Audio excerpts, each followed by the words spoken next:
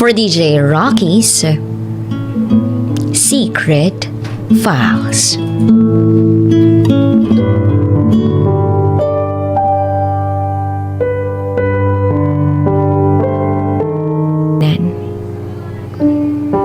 At pag ang isang babae ay mas matanda sa boyfriend niyang lalaki,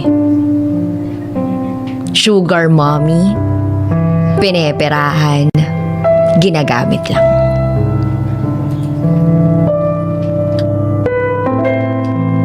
Nakakalungkot.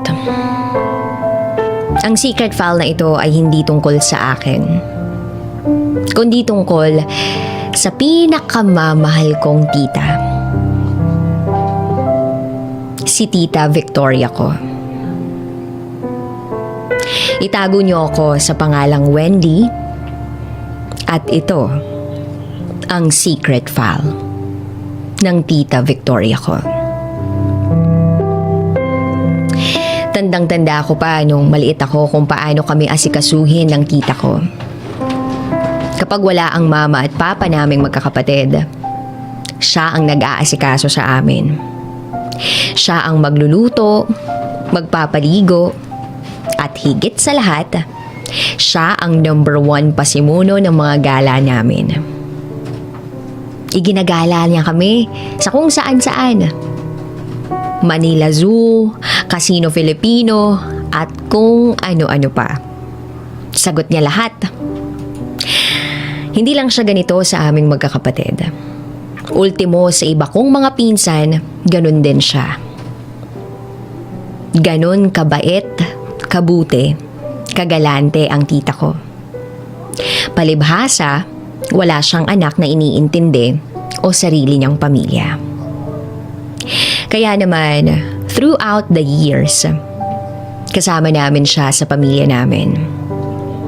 Magkadikit sila ni Papa. Second to the last sa magkakapatid si Papa. At si Tita Victoria naman ang bunso. Yung ibang kapatid nila ay naiwan sa Cavite. May kanya-kanya ng bahay at buhay, pamilya. Si Papa lang at Tita Victoria ang napadpad sa Maynila. Kaya kahit wala pang asawa si Papa nung panahon na yon, sila na ang magkasama ni Tita na nagtatrabaho sa Maynila. Kaya naman nung nakapag-asawa na si Papa, ipinangako ni Papa na kasama pa rin si Tita Victoria sa kanya. Kasi nga, wala na ang mga magulang nila. At sila ang pinakamagkasangga sa lahat ng bagay.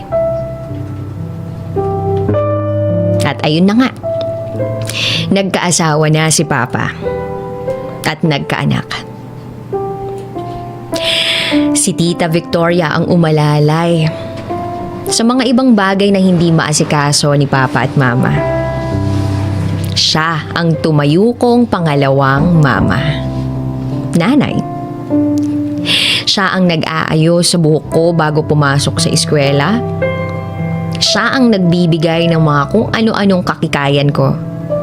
Bracelet, kwintas, relo, at ultimo Jolina Magdangal, butterfly na panali o ipit. Ganon magmahal si Tita Victoria. Tinuring niya kaming magkakapatid at magpipinsan ng mga anak niya na kanya. Lumipas ang panahon, tumungtong ako ng high school. Napapansin ko na sa tinagal-tagal naming kasama si Tita Victoria, ay never pa siyang nagpakilala ng kahit sinong lalaki sa amin. Wala siyang pinakilalang boyfriend niya, ultimo manliligaw niya. At kahit sa trabaho niya, sa isang restaurant bilang manager, wala nga siyang naipakakilala sa amin. Sa pagkakataong yon, 40 years old na si Tita. Maganda naman siya, matalino, madiskarte at masipag. Kaya lang, gugustuhin mo rin na meron siyang makakasama sa buhay niya. Hanggang sa isang araw, Hindi ko makakalimutan tong araw na to. Nasa hapagkainan kami noong pamilya. Si mama, si papa, at dalawa ko pang kuya. Bumukas ang pinto. Pumasok si tita at ilang segundo pa ay may pumapasok rin na isang lalaki sa bahay. Moreno, matangkad, maayos ang pangangatawan, macho, at may itsura. Kung tutuusin, kahawig nito si Richard Gomez na bagets. Pinakilala ni Tita Victoria sa amin ang kasama niyang lalaki. At ang sabi niya, ito daw ay si Paeng. Hindi niya tunay na pangalan. At sinundan ito ni tita ng si Paeng, boyfriend ko. Halos mabulunan ng papa ko sa narinig niya habang kumakain kami. Nakita ko rin ang panlalaki ng mga mata niya. Pinagmasdan ko rin si mama pero mukhang kalkulado ang galaw. At ayaw niyang iparamdam na nagulat din siya. Kaya inalok niya muna sina Paeng at Tita Victoria na kumain.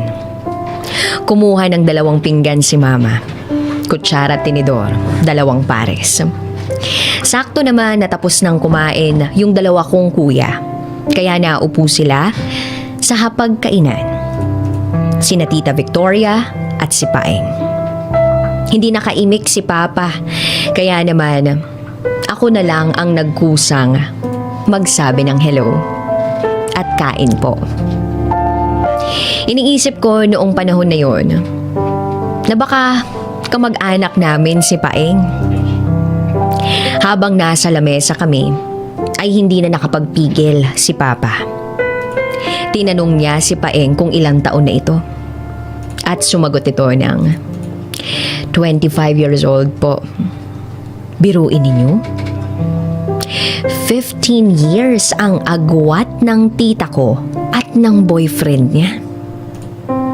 Ang tanging nasambit lang ni Papa ay, ang bata mo pa pala. Kitang-kita sa mukha ni Papa na hindi niya gusto ang boyfriend ni Tita Victoria. Konserbatibo ang pamilya namin. Ang angkan ni na Papa. 5 silang magkakapatid at tanging si Tita Victoria lang ang babae. Ito pa yung bunso. Kaya protektado talaga nila si Tita Victoria. Iniisip ko nga siguro kung hindi lang masyadong overprotective sina Papa ko at yung mga kapatid niya, malamang marami nang naging boyfriend si Tita Victoria. Maganda naman siya, masipag, sexy. At higit sa lahat, madiskarte sa buhay. Pagkaraan ng wala pang halos 1 oras, ay nagpaalam na si Paeng. Bye po, yun lang ang sabi ko.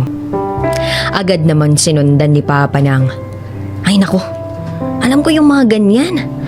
Alam ko yung mga ganyang klaseng lalaki din ako. Baka perahan lang ang kapatid ko ng lalaking yun. Mukha pa namang manluloko at manggagamit. Sumagot naman si Mama ng, magtigil ka nga dyan, Eduardo. Huwag mo munang husgahan yung tao. Hindi mo naman alam, baka mabuti naman ang intensyon. Sumagot naman si Papa ng, basta, ayoko doon sa Paeng na yun. Pangalan pa lang, hindi na mapagkakatiwalaan. Pinutol na lang ni Mama ang usapan sa pamamagitan ng pagsabi ng, matulog na nga lang tayo. At maaga pa ang pasok ng mga kuya natin bukas. At wala na akong narinig. Oo, may pasok ang 2 kong kuya sa eskwela ng Sabado. Kasi meron itong NSTP sa pagkakaalala ko. Ako naman, bukas nagkataon wala akong pasok. Kinabukasan, nakita ko na nasa sala sina Tita Victoria at Papa. Nag-uusap. Narinig ko na pinagbabawalan na si tita na makipagkita sa boyfriend niya. Kasi ang sabi ni Papa, hindi raw magandang tingnan. Nakakahiya daw sa mga tao, sabi ni Papa. Bigyan naman daw niya ng kahihiyan yung pamilya nila. Tapos sumagot si Tita Victoria. Pero mahinahon siyang sumagot at nagtanong na, bakit ba hindi niyo siya magustuhan para sa akin? Kasi daw ba malayo yung agwat ng edad nila? O dahil manager siya? Tapos waiter lang si Paeng sa ibang resto? Pagkatapos sabihin nun ni tita, tuloy-tuloy na yung pag-ikbi niya. Pero wala akong maaninag na kahit anong pagbabago sa itsura ni Papa. Hindi man lang siya naawa sa pag-iyak ni Tita Victoria. Disappointment ang nangingibabaw sa itsura ng Papa ko. At para bang nandidiri pa ito. At ang tanging natatandaan ko na lang na sinabi ni Papa ay, hiwalayan mo yan. At kung hindi, sasabihin ko kila kuya yung kagagahan mo. At umalis na si Papa. Umakyat ng kwarto. Naiwan si tita na nasa sala. Noon lang nila napansin na nandun na ako sa ibaba. Kitang-kita ko yung kalungkutan ni tita sa pagkakataong yun. Ramdam ko na mahal niya si Paeng.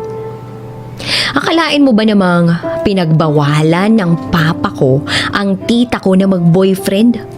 Samantalang 40 years old na yung tita ko. Niyakap ko na lang si tita nun. Iyak lang siya ng iyak. Pinipilit niyang kalmahin yung sarili niya pero hindi na niya magawa. Sa isip ko nun, wala na bang karapatang sumaya si tita?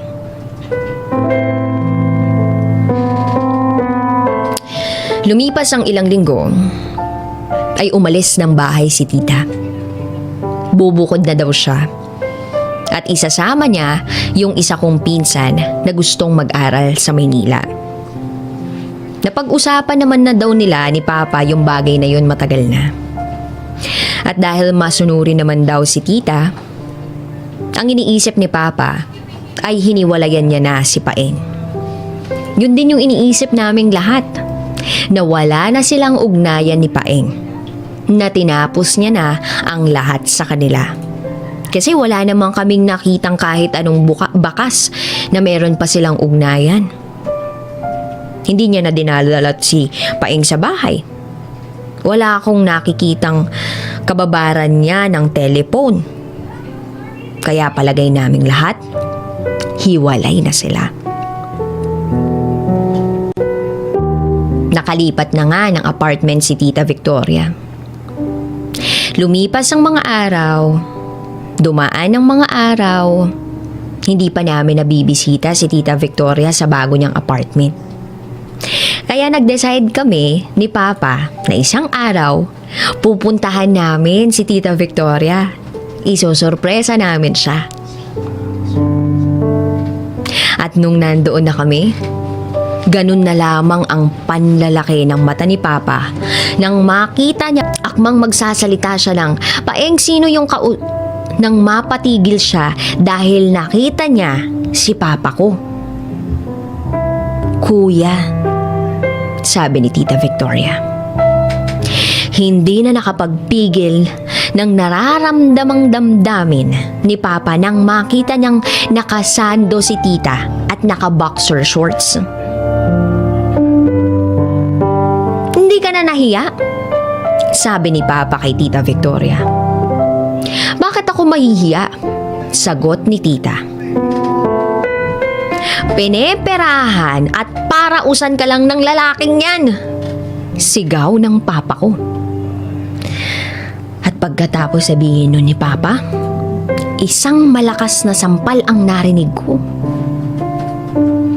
Napasilip ako sa bintana.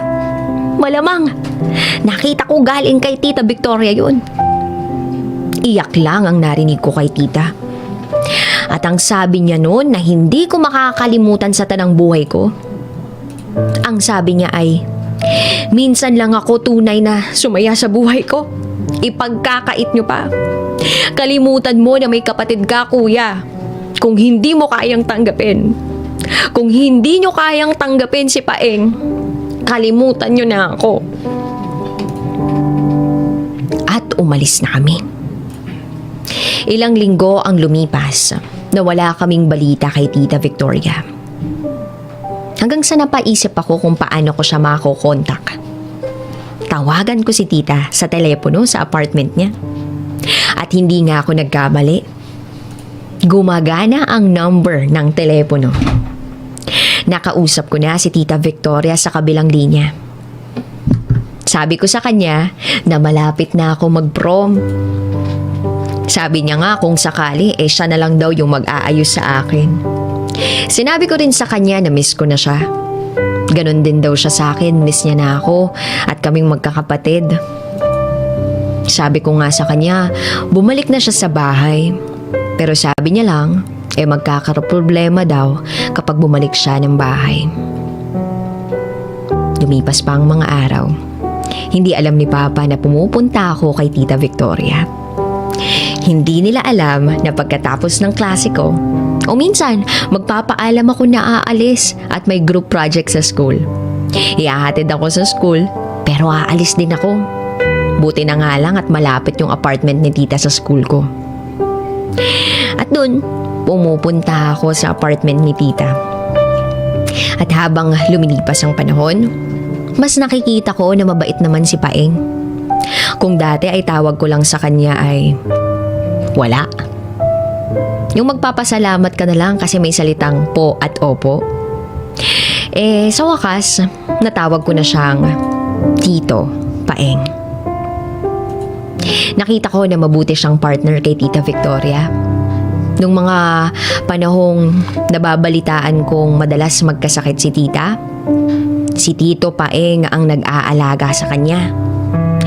Noong mga panahong nagkaproblema sa trabaho si Tita Victoria at nasuspende siya, hindi hiniwalayan ni Tito Paeng si Tita Victoria.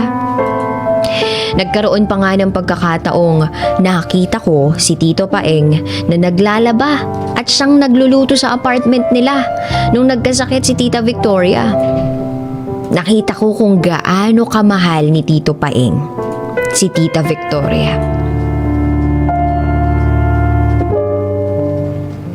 Isang araw, pinapunta ako ni Tita Victoria sa apartment niya kasi wala daw siyang kasama.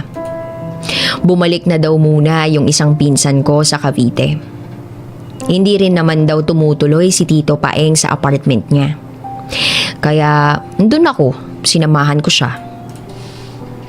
Nagpapabunot siya sa akin noon ng buhok sa kilikili niya. Pagkatapos noon ay bibigyan niya ako ng allowance o baon sa school ko.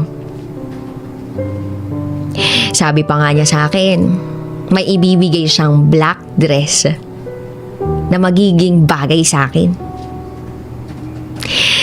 Sa pagkakataong yun, para bang pilit yung pagiging masaya niya. Parang pilit yung pagiging cool niya. Bakas sa itsura niya na matamlay siya. Sabi niya sa akin, masakit daw yung likod niya. Masayihin ko daw siya. Yun yung napansin kong kakaiba sa kanya. Para bang may pinagdaraanan siyang mabigat. Kaya habang minamasahe ko siya, tinanong ko kung kumusta sila ni Tito Paeng. Okay naman daw. Dumoble kayod lang daw si Tito Paeng kasi nung nagkasakit daw siya, halos mawalan sila ng pera. Kaya wala daw siyang kasama sa bahay ngayon. Natapos yung araw na yun na namasahe ko siya, nagka-allowance ako at meron pa akong naiuwing black dress. Lumipas pa ang mga araw, nabalitaan namin na madalas mahilo at sumakit ang ligot ni Tita. Hanggang sa isang araw ay na-ospital siya. Ang akala ng lahat, buntis si Tita Victoria. Galit pa nga si Papa nung malaman niya na nasa ospital si Tita Victoria. Kasi pakiramdam niya, buntis o nagdadalang tao na si Tita Victoria. Yun yung akala namin. Ang akala naming lahat, okay ang lagay ni Tita. Pero hindi pala. Nadatnan namin si tita sa kwarto ng ospital na merong nakapasak na tubo sa bibig niya. Ang sabi ni Tito Paeng, nadulas daw at na out of balance si tita sa banyo. Siya daw mismo ang nagdala kay tita sa ospital. Comatose si tita. MRI at kung ano-ano pang test ang ginawa kay tita para malaman kung ano ang problema. Nagsidatingan lahat ng mga pinsan ko sa mga kapatid ni Papa. Nandun kaming lahat magpipinsan nung pangalawang araw ni tita sa ospital. Nandun kami at umaasang babangon siya. Ididilat niya yung mga mata niya. Umaasang maririnig niya kami. Ang sabi namin, "Ta, andito na kami. Tara na, gala na tayo." Sabi pa ng mga ibang pinsan ko, "Ta, wala nang manlilibre sa amin. Bangon ka na dyan, oh." At sunod-sunod namang pumasok ang mga kapatid ni tita. Nandun yung mga kuya ni Papa. At ang sabi, "Vic, bangon na. Dito na kami." Sa pagkakataong yun, pinipilit ng lahat na maging masaya. Na maging okay lang ang lahat. Pero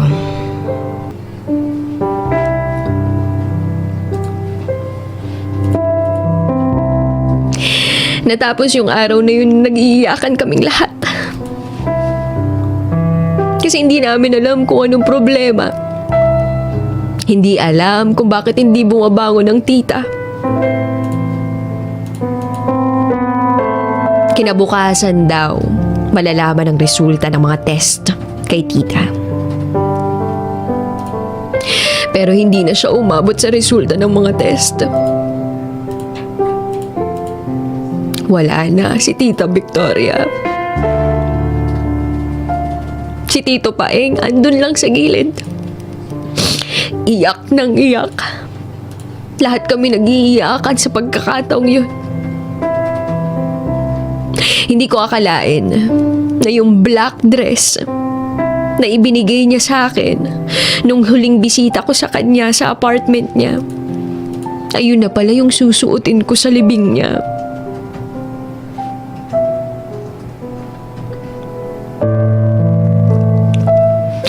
Maraming pagsisising sinasabi ang papa ko. Na sana ganito yung ginawa niya. Sana hinayaan niya na lang. Sana mas naiparamdam niya pa yung pagmamahal sa tita ko. Pero huli na ang lahat.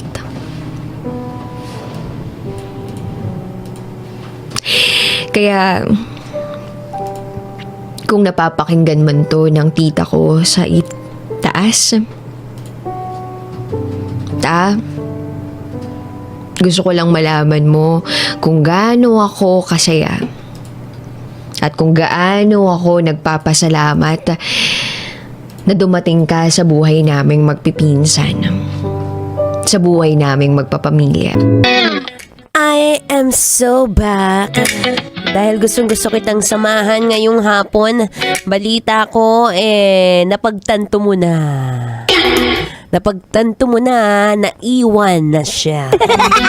Ay, bukod dyan sa mga nagla-love life ngayon, sabi ko nga sa'yo, kung single ka, deserve. Tiyara!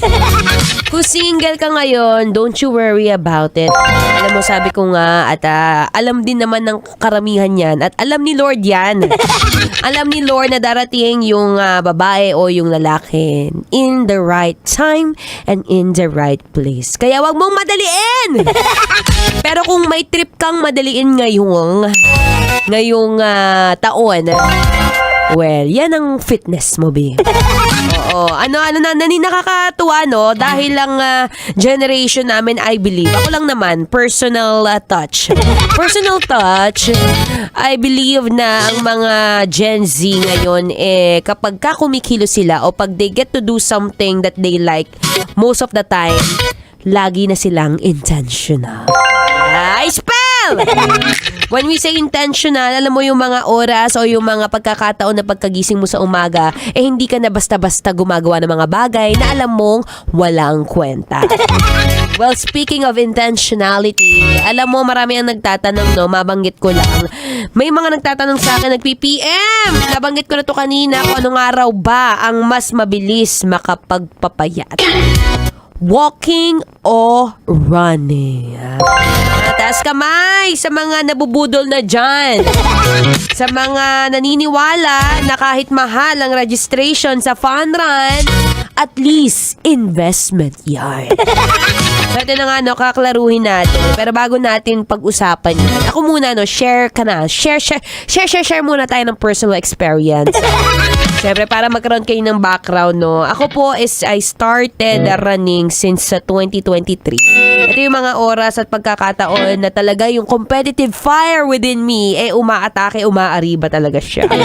So, sumali ako sa isang competition ng running, fun run sa may Los Baños, Laguna yan. Kung saan, first time ever, hindi naman sa pagmamayabang, ako po ay naging champion.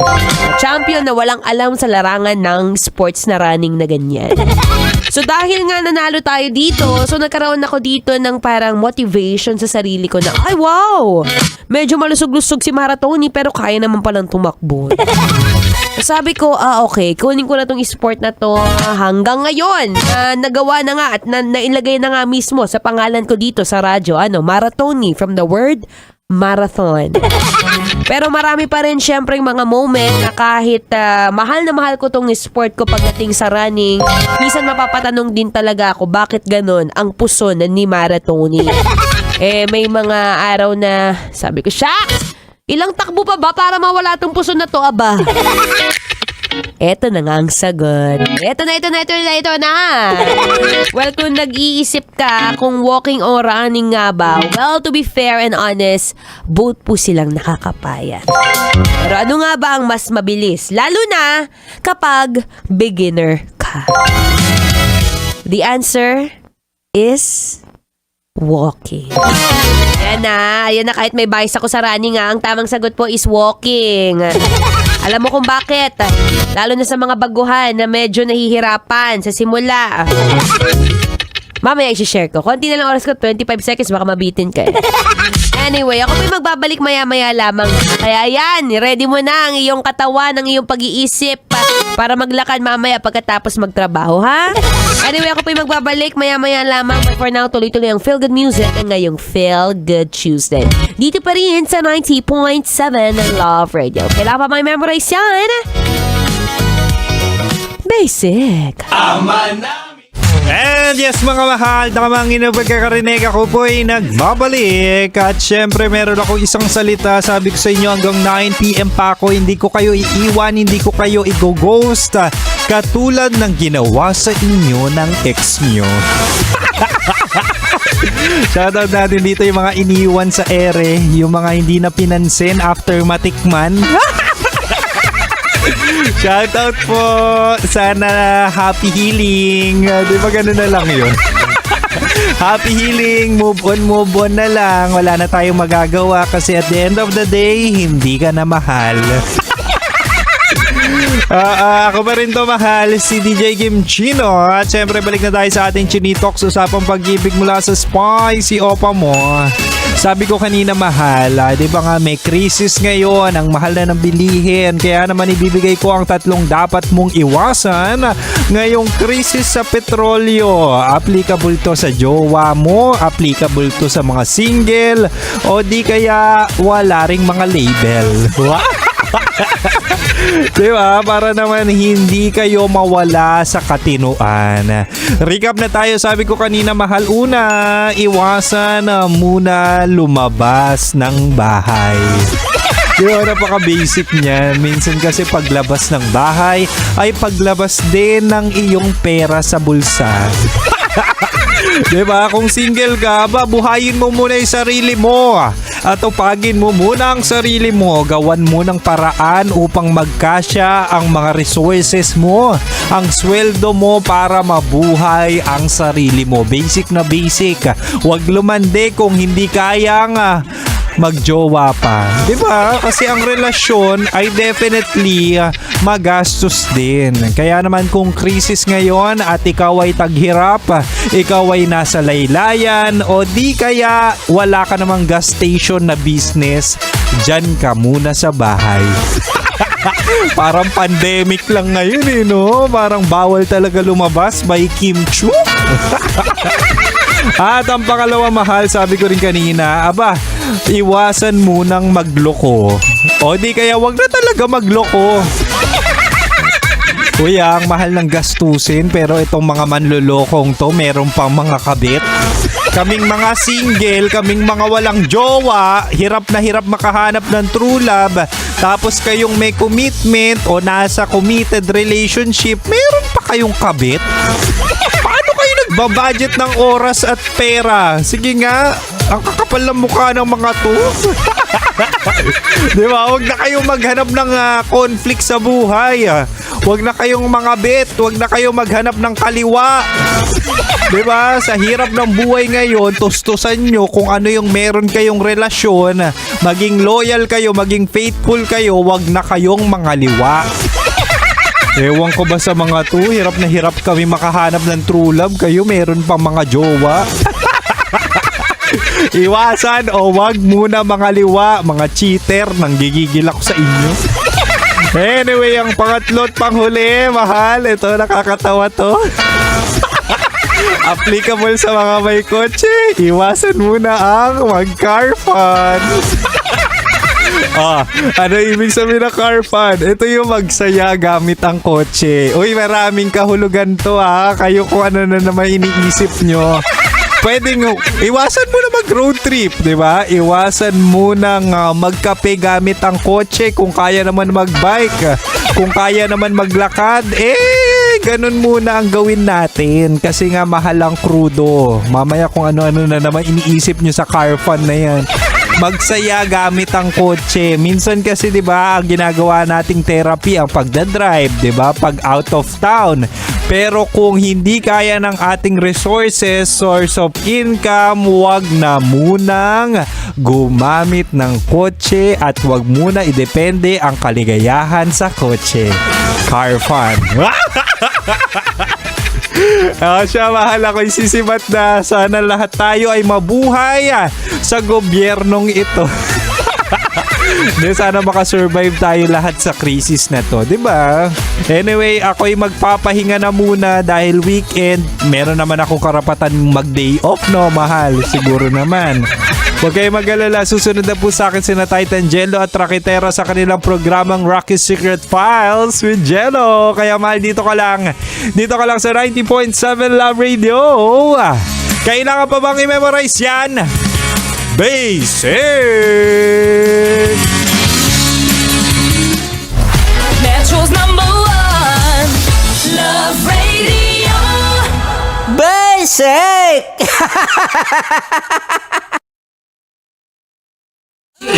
Chino!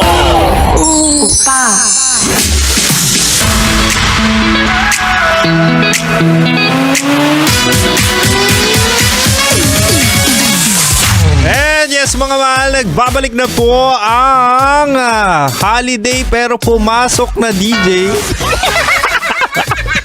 Nagbabalik na po si DJ Kim Chino para sa kanyang programang Chinitox. Usapang pag-ibig mula sa Spicy. Opa mo na si DJ Kim Chino. Oo. Nandito pa rin ako at hindi kayo iniiwan. So imagine ninyo, kayo nagpapahinga, ako nagtatrabaho. O hindi ako nagre-reklamo Talagang ginusto ko to kasi nga mas makakatipid ako sa aircon. Di ba may mga pagkakataong ganun, yung mga kunwari holiday pero pwede ka rin pumasok sa office mo. Minsan mas pipiliin mo na lang din pumasok para makatipid-tipid sa aircon. Ako kasi dalawa yung binubuksan ko dito sa booth. Oo. Kung kayo'y magagawi sa Love Radio booth, alam yan ang mga bisita ko at alam yan ang mga kapwa ko DJ na kapag pumasok sila sa booth, sobrang lamig. At minsan nang sinabi ni Titan Jello na ganito pala pakiramdam ng hotdog sa freezer. Oo, ganun kalamig ang gusto kong temperatura. Siguro dahil malamig ang love life ko, di ba? Anyway, balik na tayo sa ating Ginitox. Ang dami ko sinabi. Sabi ko kanina, mahal, since araw ng kagitingan, di ba nga kapag magiting, usually matapang, parang bayani, nagsasakripisyo. I-relate natin dyan ang ating topic tonight. Sabi ko, ibibigay ko ang 3 katangian ng magiting na jowa. Yung hindi lang sweet, kundi tunay na matatag at maaasahan. Wow! Sana all maaasahan. O ito, mahal, sabi ko kanina, una, magiting yan kapag hindi takot sa salitang commitment. Ito yung mga taong hindi takot magstay kahit may problema, hindi umaalis kapag may pagsubok at handang ayusin ang relasyon kaysa takasan o i-ghost ka. Di ba? Napaka-basic niyan. Mas masaya yung jowa na kasama mo talagang matapang na kapag may problema, hindi ka iiwan. Kasama ka hanggang pagtanda, hindi after magkaroon kayo ng bata. Diba? May mga taong or jowa na kapag nagkabata kayo or nagkaroon kayo ng supling ay talaga nga namang umaalis. Diba? Kaya ang daming single dad at single mom dahil dyan sa mga hindi magigiting na jowa. O ito na, mahal, pangalawa. Magiting yan kapag handang magsakripisyo. Kasi nga, di ba, pag magiting, willing ka mag-sacrifice. O, di ba? Ito yung sinasabi natin na jowa o tao na marunong magbigay, hindi puro sarili lang ang inaatupag. Di ba? Kahit malit na bagay yan, mahal, mas okay kung ibibigay ng buong buo at may puso. Oras, effort, syempre pag-unawa sa mga pagkakataong may toyo ka. Di ba? Kuya, pagiging sakripisyo rin yun or sakripisyo rin yun ng jowa mo. So then again, ginagawa niya to para sa'yo, para sa relasyon nyo. At kung yung jowa mo ay madalas magsakripisyo at ikaw ay puro pakabig lang, huwag ka mag-alala, mahal, nasa iyo ang problema. Kaya dapat ganun, give and take.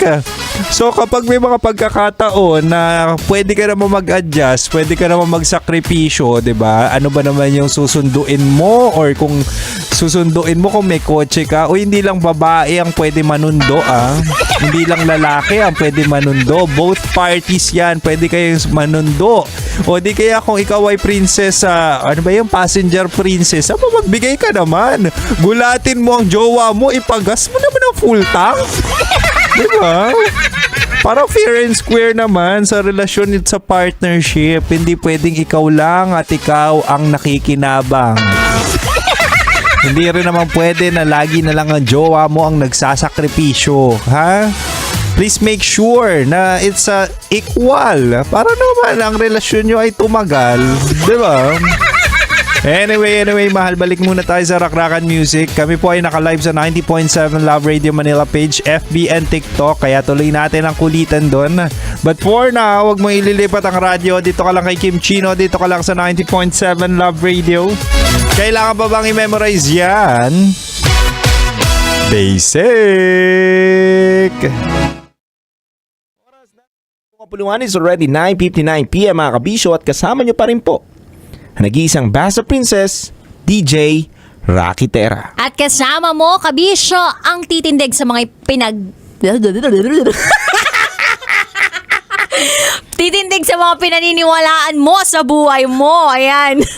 DJ Titangelo. Kasi ang dami kasi tindig. Yan. Diba? Tapos pinaniniwalaan. Parang tsaka T, tapos P, tsaka P. Ayan. Diba? Nalilito yung dila ko eh. Di ko alam kung unahin ko eh. Charot lang, may darot. Ito naman. Malusot ko lang talaga. Anyway, eto pa rin nga po ang SPG secret file ng ating kabisyo na si Bugoy. Si Bugoy na muntik-muntikan nang magkaroon ng junior. Dahil sa pagkawasak o pagkapunit ng ginamit niyang kapote. Buti na lang walang nabuo kung meron man nagkaroon ng dinuguan. Dinatnan naman. Ang tanong natin sa mga kabisyo natin dyan, paano nga ba maiiwasan ang mga ganitong klaseng pangyayari? O ano ba ang mga epic fail mo na naranasan sa ganitong klaseng sitwasyon? Yung tipong wala naman kayong planong magkaroon ng pamilya. Pero nandun ka na kasi gusto mong ma-experience yung pagiging dora ng partner mo. So, ano yung mga paraan? Ano yung mga rules and regulations? Huwag ka maniniwala dun sa sasabihin ng babae. Na ano? Sa loob, wag sa labas. Ganun. Sinasabi yan ng babae? Oo, sinasabi yun ha. Talaga? Sige na, tuloy mo na sa loob. Huh? Ay, kung sa bagay yung may nag-share na kaibigan ko, sabi nga nilock pa siya eh. Huwag ka maniniwala dun. Trap yun, trap. It's a trap yun? It's a trap! Oh. Ganun. So, pag sinabi yun, wag ka maniniwala. Oo, natatawa na nga si Kuya Driver ngayon, no? Nararamdaman ko, ang lakas, oh. Tuntua siya, sabi niya, oo nga, ganun yung sinabi sa akin, kaya ngayon, 3 na yung anak ko, ha. 3 sa iba't ibang babae. 5 na daw! Pero dude, ito may nagsabi. Ayan. Comment mula kay Brian Mariano. Anong sabi? Expert to eh. Na-miss ko pong mag-comment DJ Rocky and DJ Jello. Ang masasabi ko lang sa SPG, dapat kasi bagong kapote ang gamitin para matibay. Baka kasi nag-expire na yung kapote. O baka literal na galing sa wallet mo, kaya kumunat na madaling mapunit. Ingat na lang sa mga susunod na mga sasabak sa bakbakan. Oh, totoo ba yun? Na kapag nilagay mo sa wallet mo, Maswerte. Hindi naman talaga paniniwala nila eh. Pag nalagay mo sa wallet mo, maswerte. o ano ba talaga yung totoo? Hindi totoong maswerte yun. Anong totoo Nagiging dun? safe ka lang. Kasi di ba kung in case of emergency, Wait lang! Talagang yung pa talaga yung excuse in case of emergency at safe ka. Oo dapat bago action may protection. Kailangan gamitin yun. Pero sa akin, depende kasi yan eh. May mga lalaki talaga na hindi gumagamit ng ganyan. Ayaw nila. Bakit? Walang thrill. Di nila nararamdaman yung init daw kapag meron daw kapote. Kahit mag-ultratin ka pa.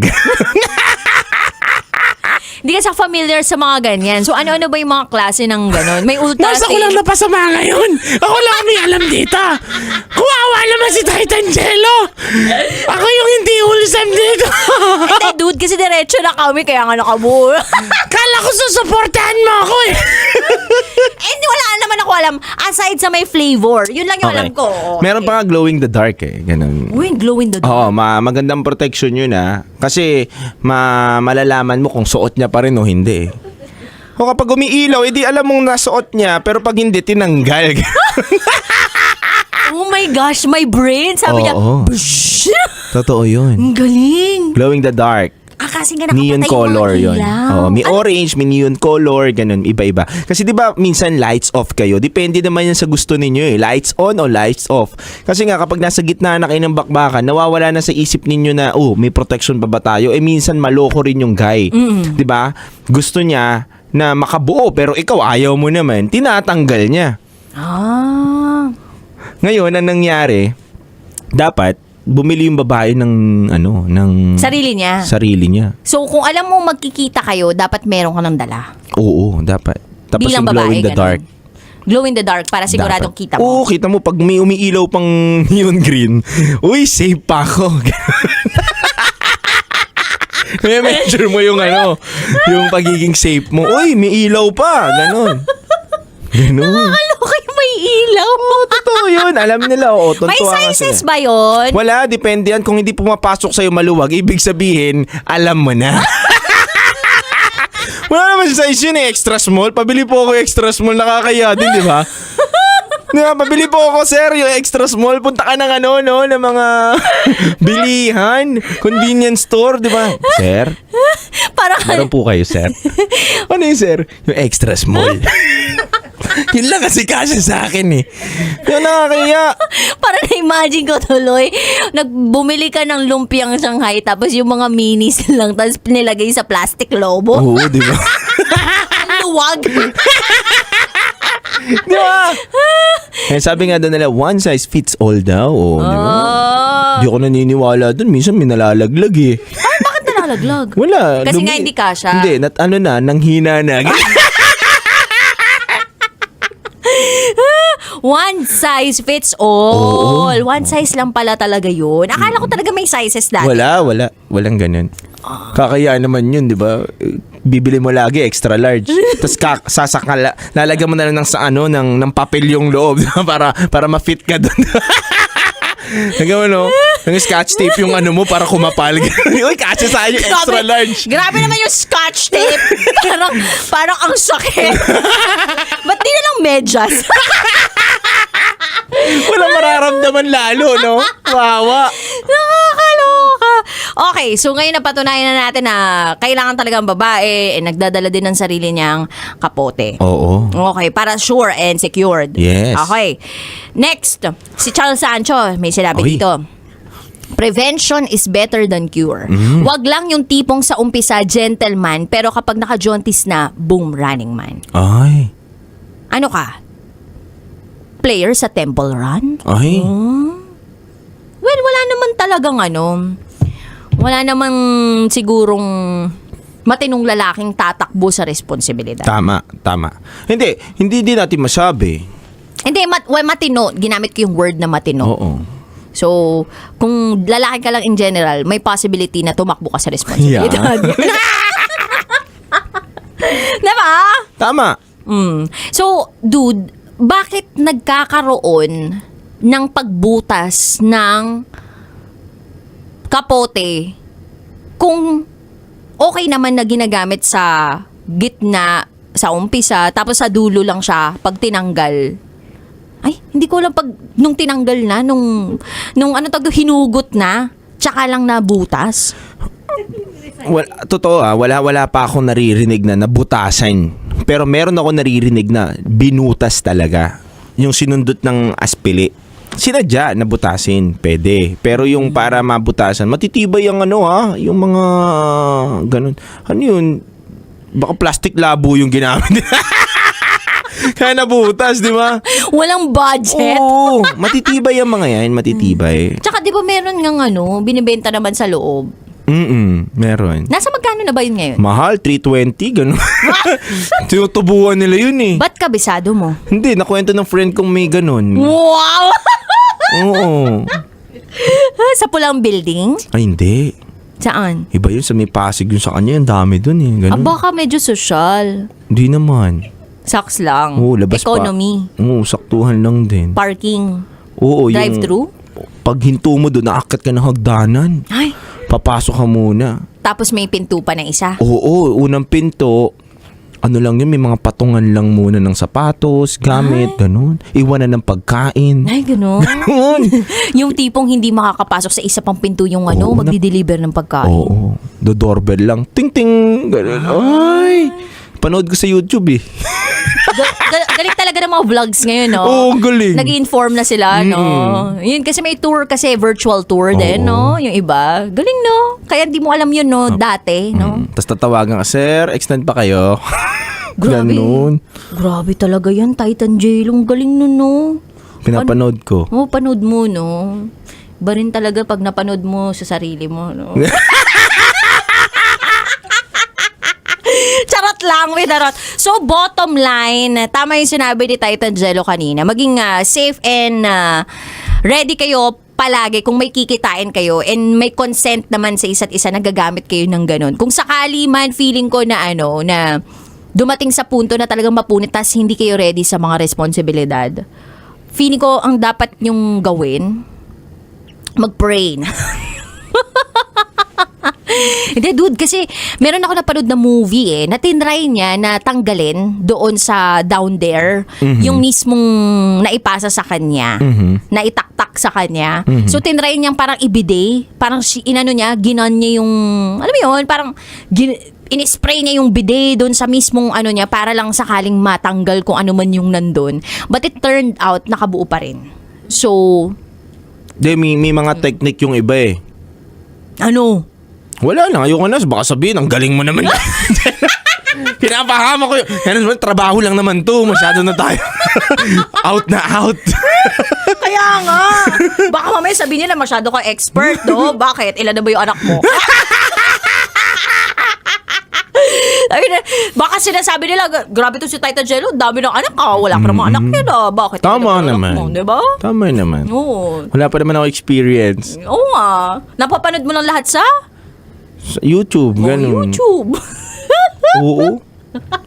Tsaka may chat GPT na ngayon, tsaka Gemini, di ba? Search mo, what to do if ganito, ganyan. How to protect yourself, ganyan. Where is the nearest red building? Ganun. Uy. Charot with harot. Anyway, sa mga kabisyo na lang natin na gusto mag-share ng kanilang secrets, share it to us raketera@gmail.com. Sana po'y naging masaya kayo ngayon at sana safe and protected kayo as always. Kami po'y magbabalik ni Titan Jello para sa Top Secrets. Kasama pa rin si DJ Raketera. DJ Titangelo. At kayo'y nakatutok sa 90.7 Love Radio. Kailan pa bang i-memorize yan? Basic. This is SPGS and Super Packanern Secret File.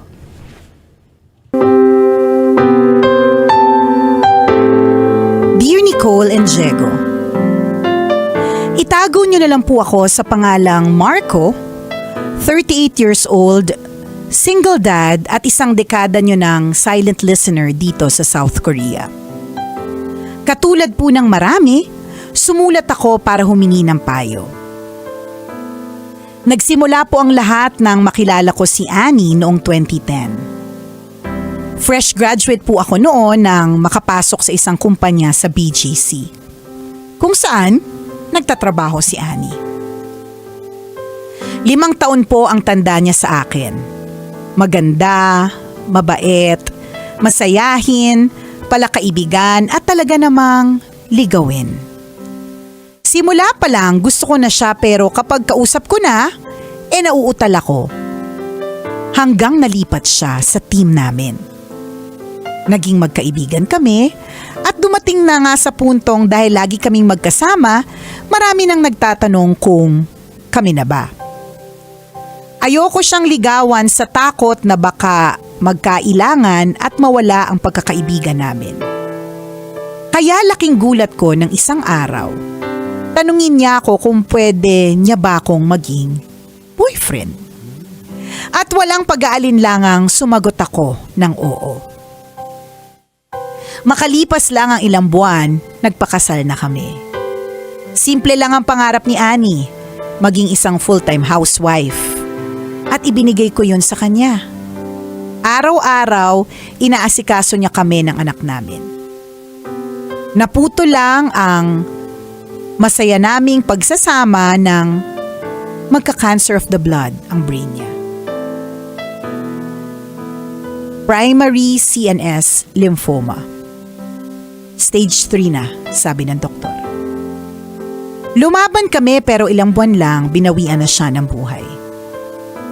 Bago siya mawala, ulit-ulit niyang sinabi na maghanap ako ng makakatuwang sa buhay. Pabiro pa niyang dagdag, dapat daw yung mas maganda sa kanya. Napalaki ko naman ng maayos si Elise, yung anak namin dito sa Korea. Tulad ng nanay niya, kinukulit ako na mag-asawa ulit. Ginawan ako ng social media account at dito ko naman nakilala ang Latinang si Sofia. Hoy. Tulad ni Annie, maganda, matalino, at responsable sa buhay. Yun nga lang, matanda ako ng 15 years. After 8 months, pumunta kami ng anak ko sa Colombia para puntahan si Sofia.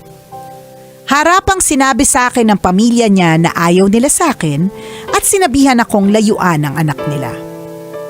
Ipinaliwanag ko na malinis ang intensyon ko sa anak nila. At para mapatunayan ito, naghanap ako ng trabaho sa Colombia. Sa kasamaang palad, wala akong nakita. Dumating ang panahon na kailangan na naming bumalik ng anak ko sa South Korea. Ramdam kong mahal ako ni Sofia pero hindi pa niya kayang iwan yung bansa nila para sumama sa amin dahil bata pa at marami pang gustong gawin sa buhay. Nauunawaan ko naman ang kalagayan niya.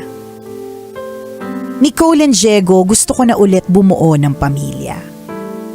Paano kaya mangyayari yon sa sitwasyon ko ngayon? Hindi ko naman kaya na hindi kami magkasama. Salamat po sa inyong payo. Ang inyong kumikinang na tagapakinig. Marco. Ang pag-ibig. Yon. Marco season yan. Na may magandang song to memorize dito sa Love Radio, di ba? Ang pag-ibig. Yan. Ang pag-ibig talaga, napakatalinhaga. Pero kung ibabase ko lang sa sinabi mo, Marco, ano ba yung sinabi mo, Marco?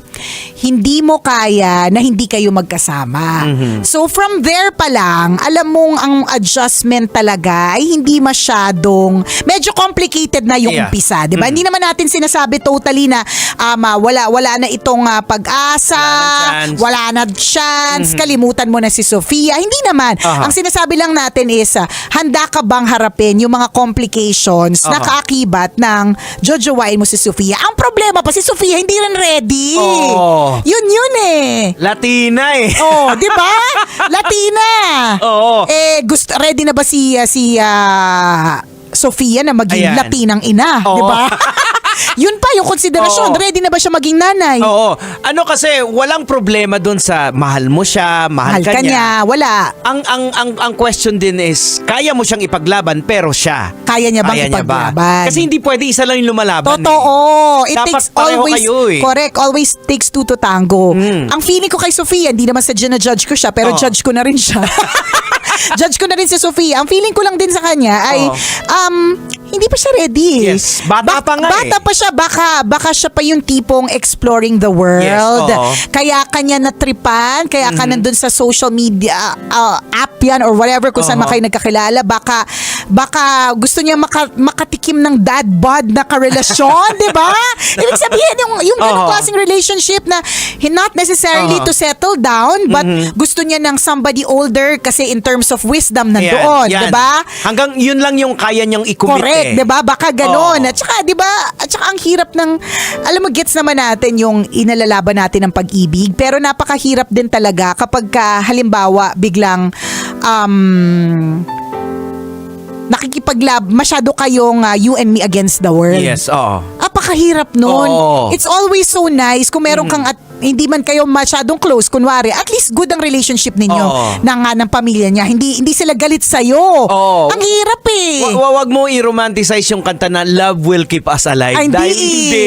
Because love flies out when poverty sets in. Yes, pag wala na kayong makain, pag hirap na talaga ang lahat, 'di ba? Hindi kayo mabubusog ng pag-ibig na 'yan, 'di ba? Hindi po sapat na dahilan ng pag-ibig. May mga bagay-bagay kasi na dapat kino-consider. Like for example, dapat kagaya nito, 'di ba? Pareho nyo mahal yung isa't isa, pero yung pamilya ayaw, para hindi siya fluid, Correct. 'di ba? Hindi eh. May something talaga eh, 'di ba? May mga sabit. Correct. Oo. O tayo natin ng mga sabit. Ang daming komplikasyon. Again, natin sinasabi na wala lang, 'di ba? Kaya lang, ewan ko, siguro base lang din sa experience natin, Jegs, na kapag ang isang bagay ay fluid, parang ang schedule na ayos, ang proposal natanggap, o kanyari, ikaw ay naghanap ng trabaho, yung wala bang aberya, hindi ka na traffic, maaga ka nakarating, Correct.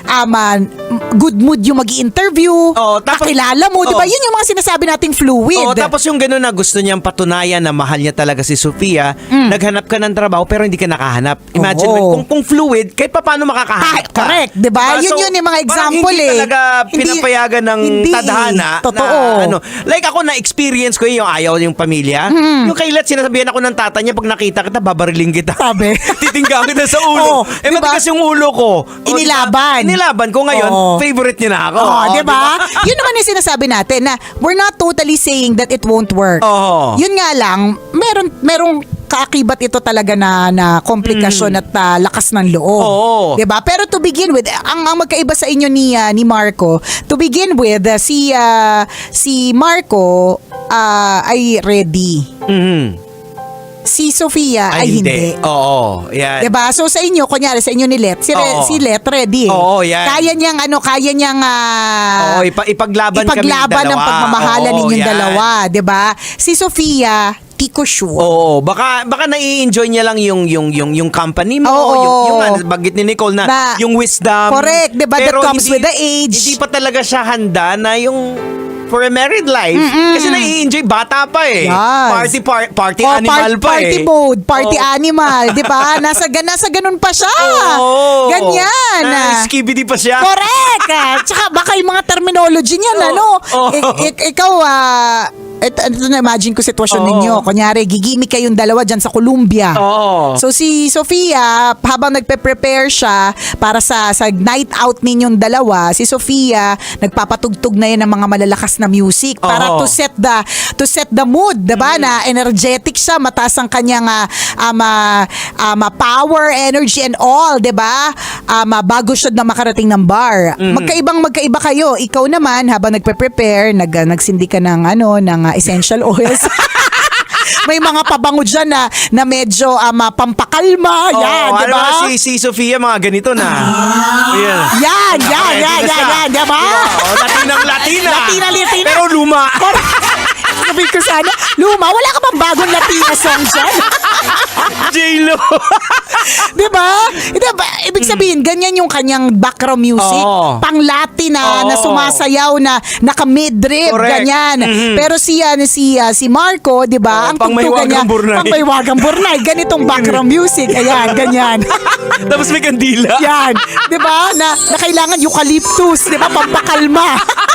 So, ganong magkaiba. May mga again, kaya nga namin sinasabi, hindi sapat yung pagmamahal kasi yung world ninyo hindi Medyo magkaiba nagtatagpo talaga eh.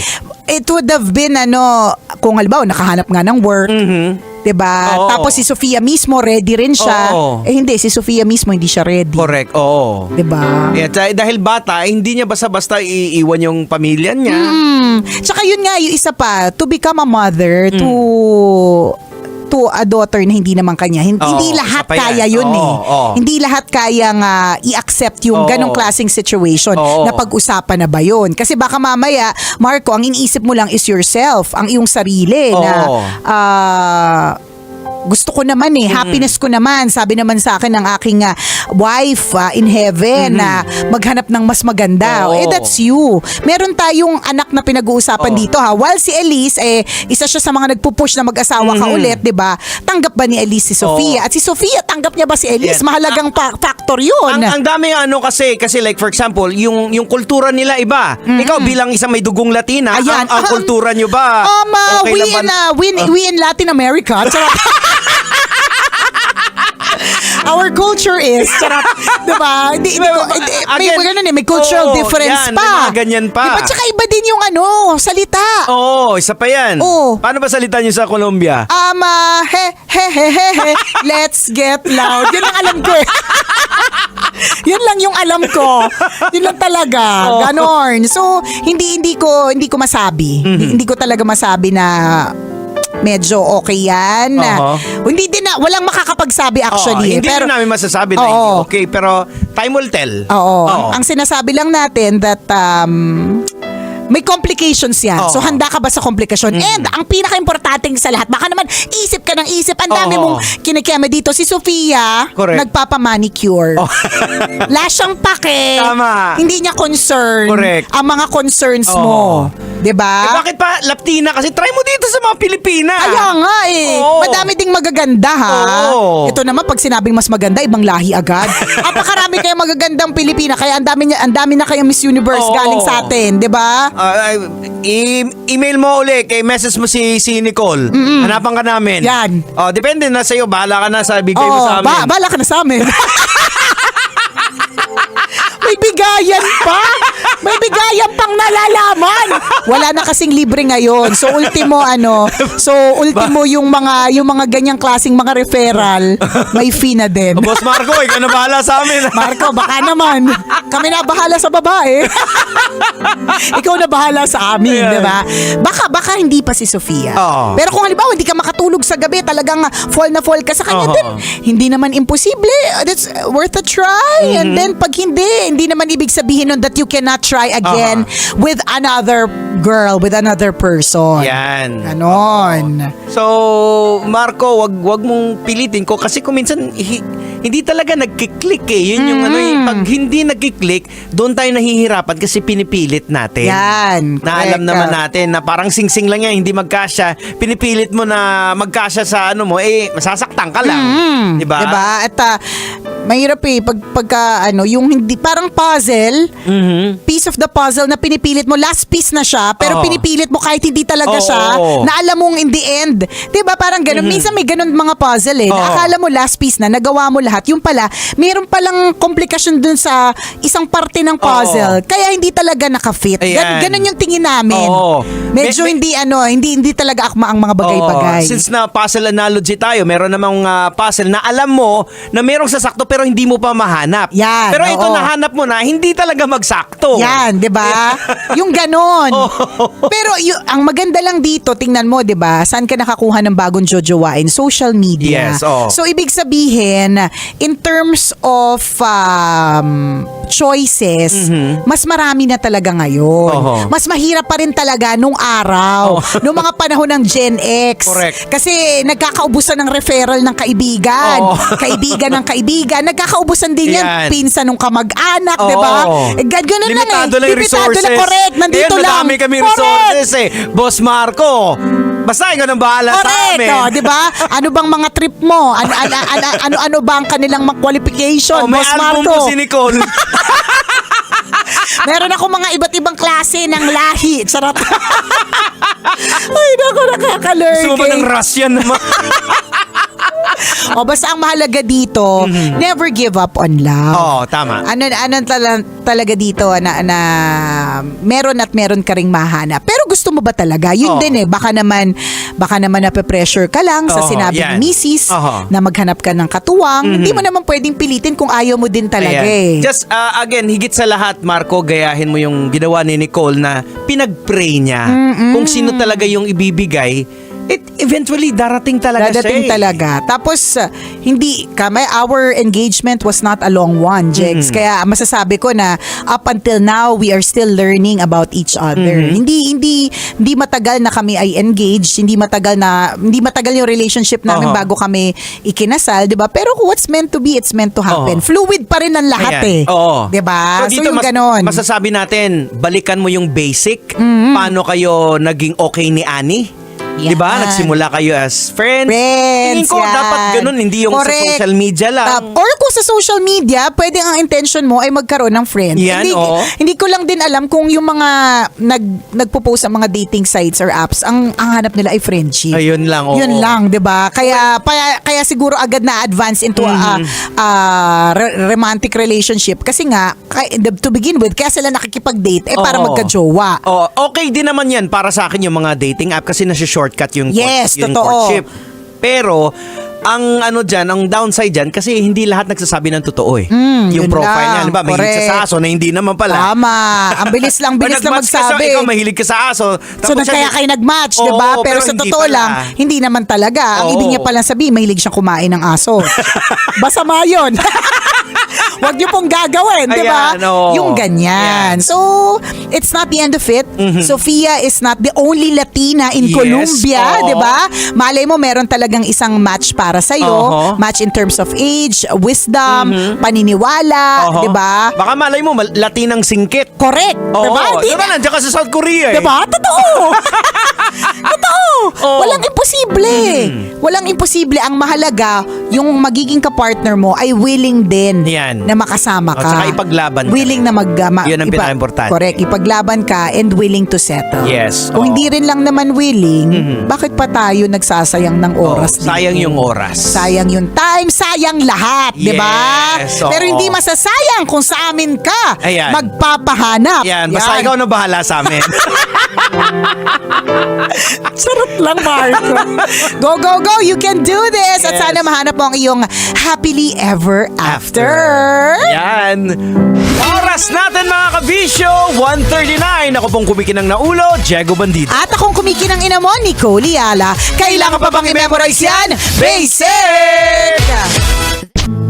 And now, it's time for DJ Rocky's Secret File with Jello.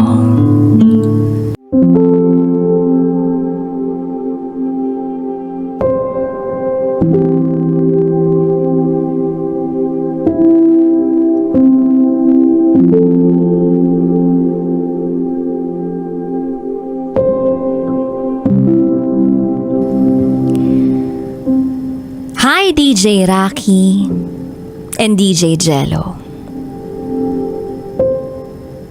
May mga panahong akala natin kapag mabuti tayong tao, kapag nagsisikap tayo, kapag nagdarasal tayo, ibibigay sa atin ang lahat ng hinihiling natin. Pero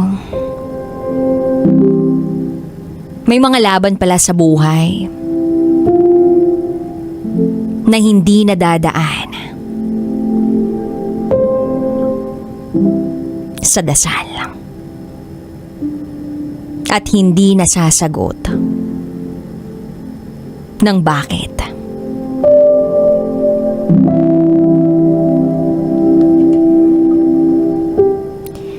Itago niyo ako sa pangalang Bridget.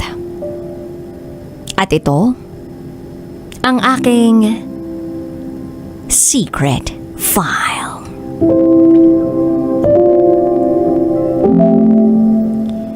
Year 2018. Pareho kaming may maayos na trabaho ng asawa ko. Corporate life. Busy. Pagod. Pero masaya. At sa gitna ng lahat ng yun, may isang pangarap na matagal na naming hinihintay. Ang maging magulang.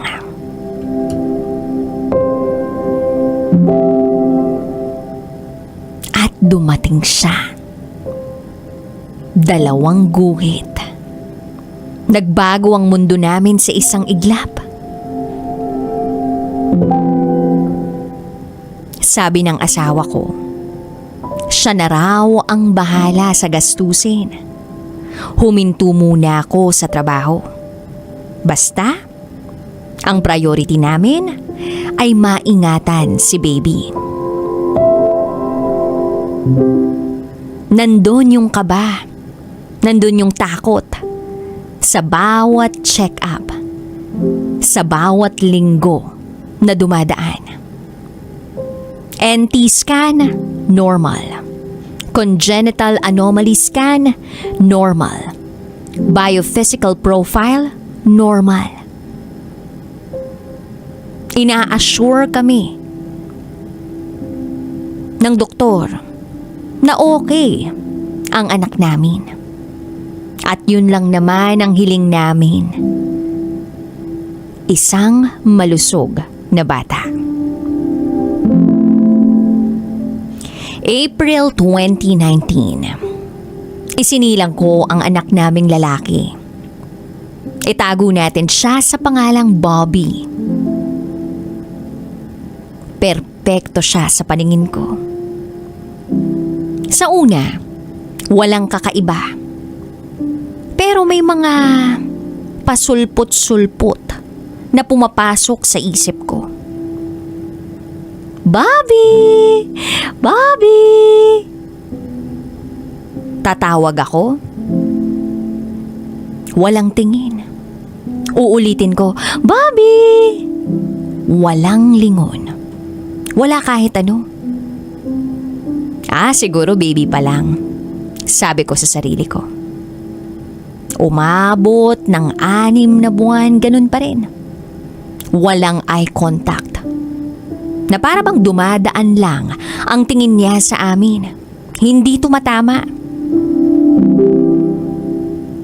1 taon. Hinintay ko yung salitang mama. Pero kahit isang salita, kahit isang tunog, para sa akin, wala. Sabi ng pedya, baka speech delay lang. At doon kami kumapit mag-asawa. Kasi yun ang mas madaling paniwalaan. Sabi pa naming mag-asawa, kanya-kanya naman ang pacing ng mga bata eh. Hindi kami nagmamadali. But deep inside, takot na takot kami. 2 years old na si Bobby. 1 pantig pa lang ang kaya niyang sabihin. At madalas, umiiyak siya. At hindi ito yung simpleng iyak. Ito yung iyak na parang may gusto siyang sabihin pero hindi niya mailabas. Yung iyak na parang galit. Galit sa mundo o sa sarili niya o sa aming mga magulang niya. May mga pagkakataong hindi siya makatulog, hindi siya makalma. At kaming magulang niya, sumasakit ang puso dahil hindi namin alam kung paano namin siya matutulungan. 1 araw bumisita ang magulang ko sa amin. At ang sabi niya, sabi ng nanay ko, may kakaiba raw sa anak namin. Napatanong ako kay mama, anong kakaiba? Sinasabi mo bang abnormal si Bobby? Hindi sa ganun, anak. Kailangan mong maging bukas sa lahat ng posibilidad. Napapansin kasi namin ng papa mo na medyo matagal ang development ni Bobby. Factor na rin siguro na naabutan siya ng pandemya kaya hindi siya masyadong sociable and responsive. Hindi siya interactive. Subukan mo kaya siyang dalhin sa playground. Total medyo maluwag naman na ngayon. Yun ang sabi ni Mama. At sabi nga, mothers know best. Baka kailangan lang makisalamuha.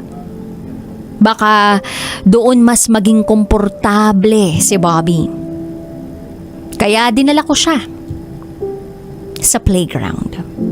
Maaraw, masigla ang mga bata, may tawanan, may sigawan. May kapitbahay kaming naroon. May anak din siyang kaedad ni Bobby. Pinakilala namin sila. Mag-play kayo ha? Sabi ko. Umupo kami sa bench. Kasama yung kapitbahay ko. Pinapanood ko si Bobby mula sa malayo. Nagkwakwentuhan kami ng kapitbahay ko nang biglang marinig namin ang isang malakas na pag-iyak. Pagtingin namin sa mga bata, nakadapa sa lupa ang anak ng kapitbahay namin. Umiiyak. At si Bobby, nakatayo lang, tahimik, na para bang walang nangyari. Yung para bang wala siyang nararamdaman. Sa panahong yun, tumakbo kami papunta sa kanila. At ang sabi sa akin ng anak ng kapitbahay namin, hindi naman daw siya pinapansin ni Bobby. At bigla na lamang siyang tinulak.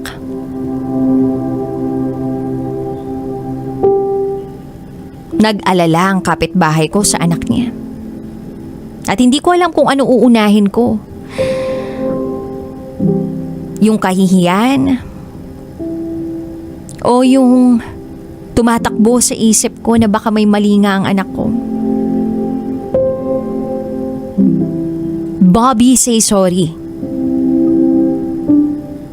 Pero tahimik lang siya, walang salita, walang reaksyon. Yumakap lang siya sa akin at nagpakarga. Na para bang ako lang ang mundo niya. At sa sandaling yun, na-realize ko, baka hindi niya naiintindihan. Baka hindi niya naiintindihan ang mundo sa paligid niya. Humingi ako ng pasensya sa kapitbahay namin. At dito ko narinig ang mga salitang hindi ko hinihingi, pero hindi ko makakalimutan. Mare, alam ko unsolicited to, pero mas mabuti siguro ipakonsulta mo si Bobby. Parang may sumampal sa akin. Gusto kong magalit, gusto kong sumagot. Pero nandun yung takot. At mas lamang yung takot kaysa sa galit. Kaya umuwi ako na tahimik. Bit-bit si Bobby. Pinaliguan ko si Bobby at nakatulog naman siya pagkatapos kong bihisan. Inihiga sa kama. Sakto dumating na ang asawa ko at sa kanya ko ikinuwento ang lahat. At sa pagkakataong yun, hindi na kami nagbulag-bulagan. Nagpa-schedule kami ng check-up para kay Bobby. At doon nabanggit ang mga salitang kinatatakutan naming marinig.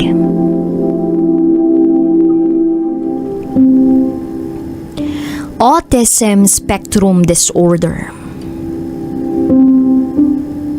Parang huminto ang mundo ko. Hindi ko marinig ang ibang sinabi ng doktor. Para akong nalulunod pero walang tubig. Denial. Yun at yun pa rin ang nararamdaman naming mag-asawa. Sigurado ba? Baka nagkakamali lang.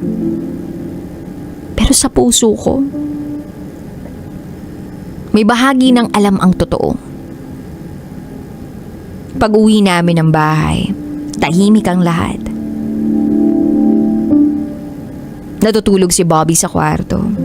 Ang asawa ko nakatunganga. Pumasok ako sa banyo. Sinara ko ang pinto. At doon ko na pinalaya ang mga luha na kanina pa gustong lumabas mula sa mga mata ko. Sa una, tahimik akong umiiyak.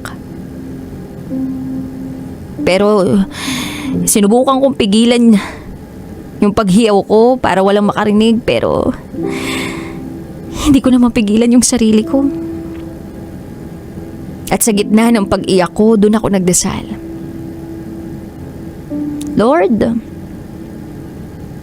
Lord, hindi ko man naiintindihan tong nangyari at yung kondisyon ng anak namin. Sana ipaintindi mo sa akin. Sana ipaintindi mo sa amin.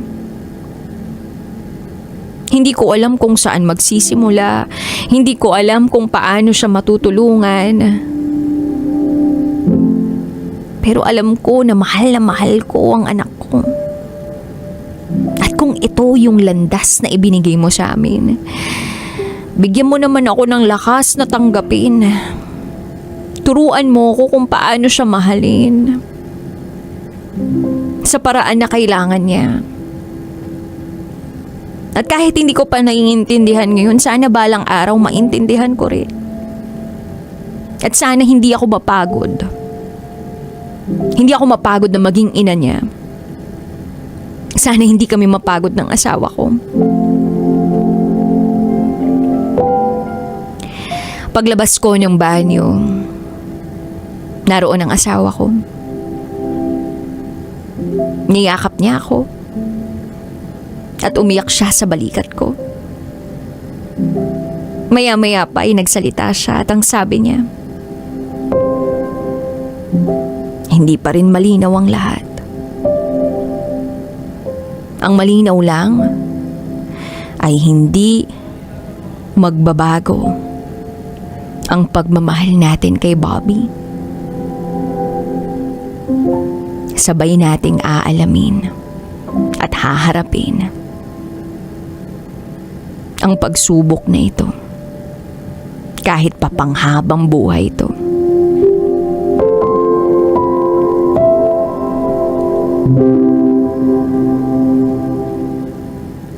DJ Rocky and DJ Jello, may plano sana akong bumalik sa trabaho. Pero hindi ko na itinuloy. Wala kaming katulong. Pinili kong maging housewife, full-time mom. Dahil ito ang panahong kailangan ako ng anak ko. Hindi lang din naman ako, kundi kaming mag-asawa. Magkasama kami, napapasanin ng lahat. May mga gabi na tahimik lang kami. Yung pagod na, yung wala nang masabi pero magkahawak ang kamay. Kasi walang dapat sumuko sa amin. Kailangan namin maging matatag. Hindi lang para sa isa't isa kundi para kay Bobby.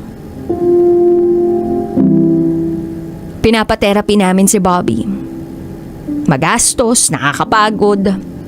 Hindi madali. May mga araw na grabe yung tantrums niya. Gusto ko na lang sumigaw kasabay niya.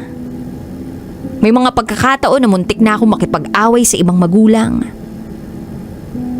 Kasi hindi nila naiintindihan ang anak ko. At ang mas masakit doon, may mga sandaling ako mismo hindi ko rin siya maintindihan.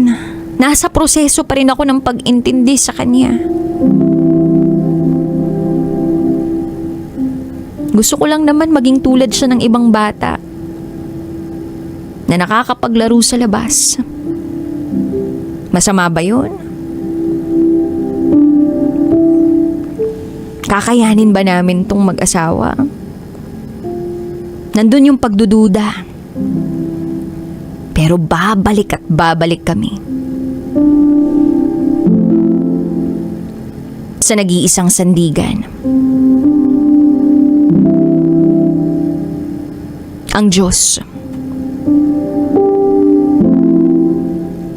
Si Bobby, minsan namin siyang hiniling. At ito ang ibinigay niyang blessing. At kung siya nga ay nagtiwala sa amin na maging magulang ni Bobby, kakayanin namin. Hindi dahil malakas kami, kundi dahil siya ang nagpapalakas sa amin. DJ Rocky and DJ Jello, habang tumatagal, may unti-unting binabago ang Diyos sa puso ko. Hindi pala ang anak ko ang kailangang magbago.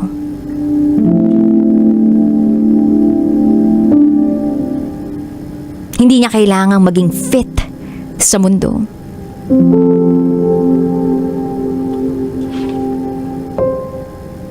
Kundi ang paraan ko ng pagtingin.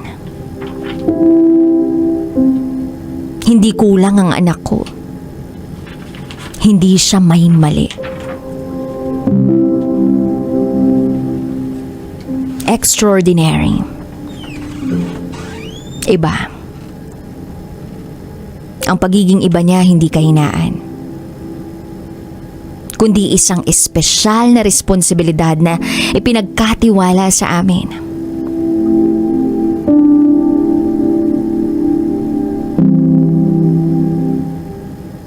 Ngayon, hindi ko na ipinagdarasal na maging normal siya.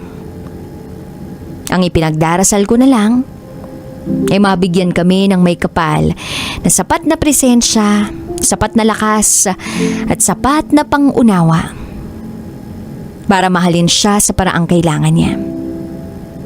Araw-araw magkasama kaming mag-asawa. Sa therapy, sa pag-aalaga, sa pagdarasal.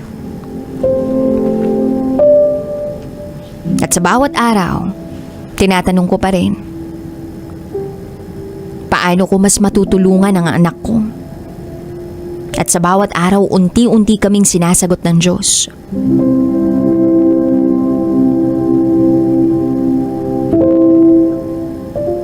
Ang anak namin ang biyayang nagturo sa amin kung paano magmahal ng walang kondisyon, kung paano magtiwala na kahit hindi namin naiintindihan, at kung paano kumapit sa Diyos kapag wala ng ibang makapitan. Hindi na kami natatakot dahil hindi kami nag-iisa. Magkasama kami. Magkasama naming haharapin ang lahat. Kasama ang Diyos. At ang anak namin, siya ang pinakamagandang patunay na ang pagmamahal ay hindi nasusukat sa pagiging normal o pagiging perpekto, kundi sa tibay ng pusong patuloy na lumalaban at patuloy na naniniwala, nananalig sa Diyos. Hanggang dito na lang po, DJ Rocky at DJ Jello. Muli,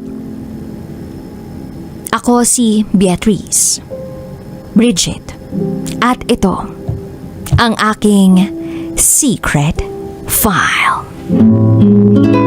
Nakaka-offend. Parang, No, it's not offensive. Kasi hindi doon lang sa sinabi ni Kim Chino na parang, bullying part 2? how do you define bullying? Kung patayin, hayaan mo marinig nilang lahat. Now, that's bullying.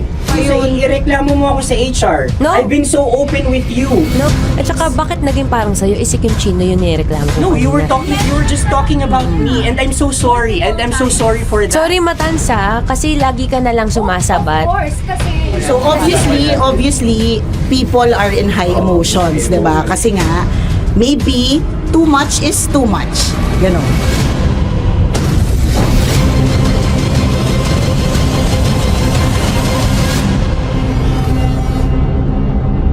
Sana yung ang makapag-host is the Gen Zs of the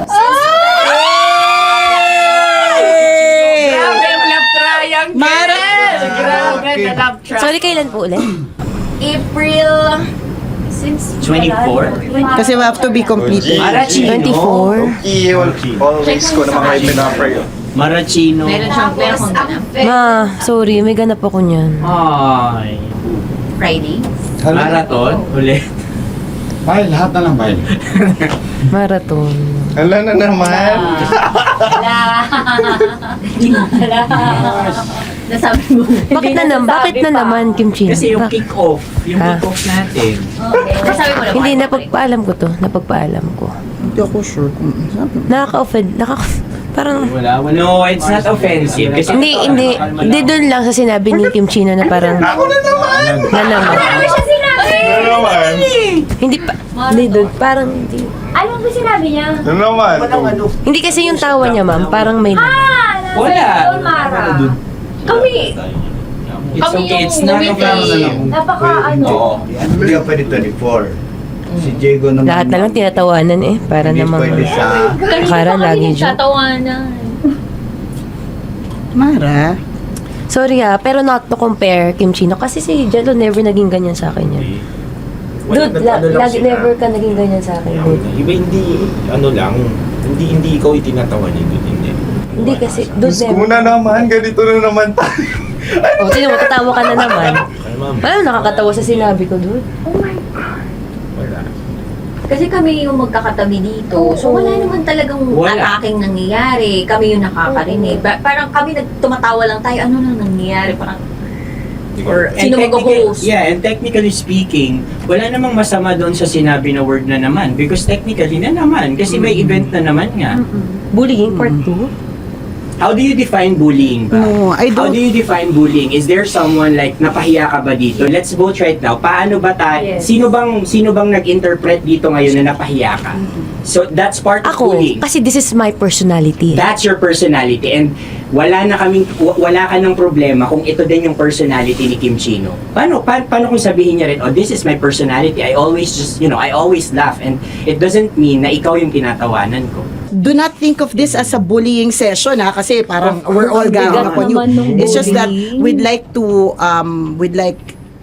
you to understand that isa lang din naman talaga yung goal nating lahat. Gets ko, ma'am. Kaya lang po, medyo lang ako dun sa caring side, lalo na kay Conyo Bicolano. Kasi I've heard a lot of videos na may nagsisend po sa akin na sinisiraan daw po niya ako sa live nila Rakitera at ni Titan Jellas. How sure? Bakit siya maninira May live? nagsend ng record. How sure are you it's live? Yeah, may nakita ko doon. Parang it talks about yung madaling araw na gusto mo kong ilagay sa madaling araw. What's wrong with that? Joke mo ko. What's wrong with that? Anong paninira yun? Sino ba may gusto ng madaling araw? Can I Gusto mo explain? ba sa madaling araw ka?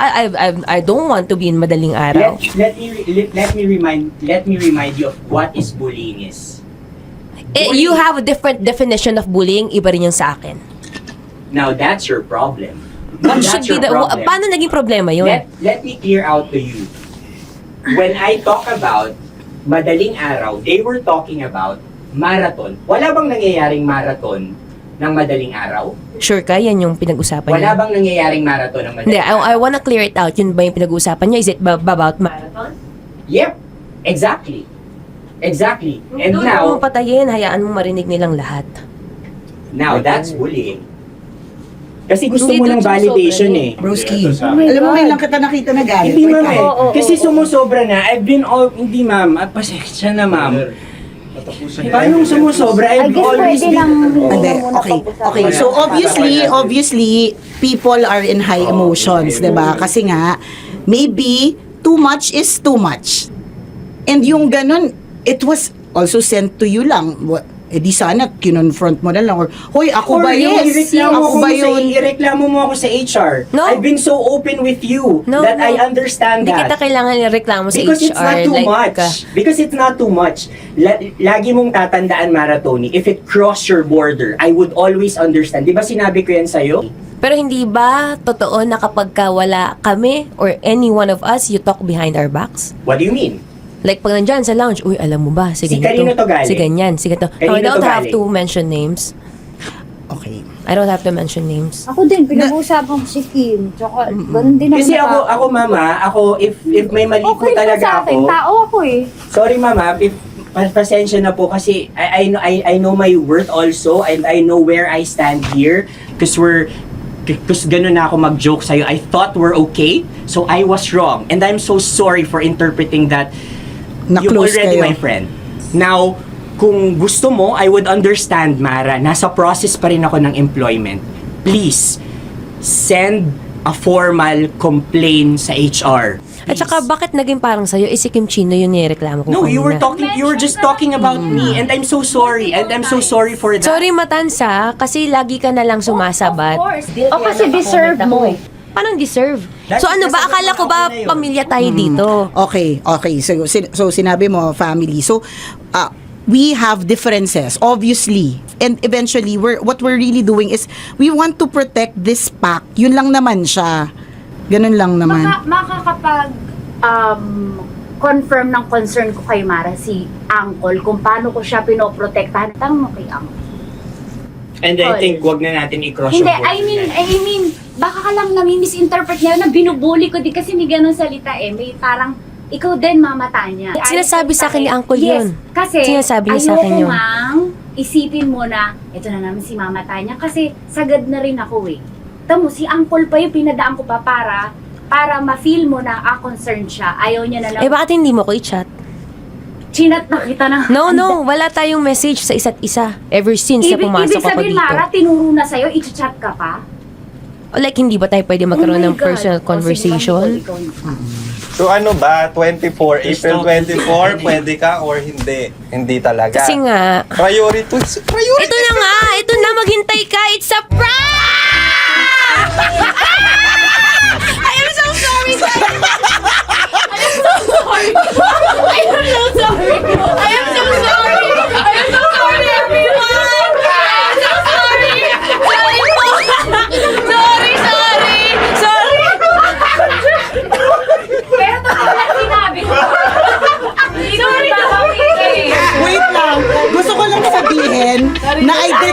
expect the plot twist ni Konyo. Hindi ko in-expect yung plot twist. Parang nawala ng role si Kimchi. Hindi ko na kailangan pa naman ano. Kasi ito si Jerry, pindot pa ng pindot dito eh. Nakakainis. Sorry po! Protective ako kay Broski kasi hindi ganun si Broski. Kaya sumasagot ako. Huli talaga.